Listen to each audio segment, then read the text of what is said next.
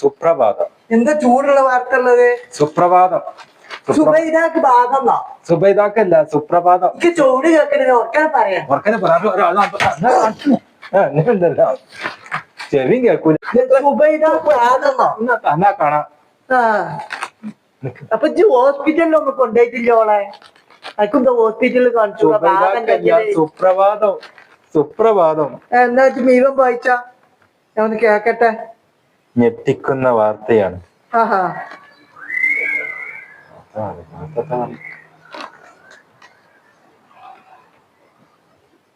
പനി പടരുന്നു. ആർക്ക്? സുബൈദാക്ക? അല്ലേ, ഒരു ഇടവേളക്ക് ഇടക്കിടക്ക് ഇടവിളക്കോ? ഇടവിളക്കല്ലേ, ഇടവിളക്ക് ഇനി മാറി. ഇടവേളക്ക് ശേഷം ഇടക്കിടക്ക് ഇടവിളക്ക് അല്ലേ വർക്കിനെ പറയേ ഇടവിളക്ക് അല്ലേ നടവിളക്ക്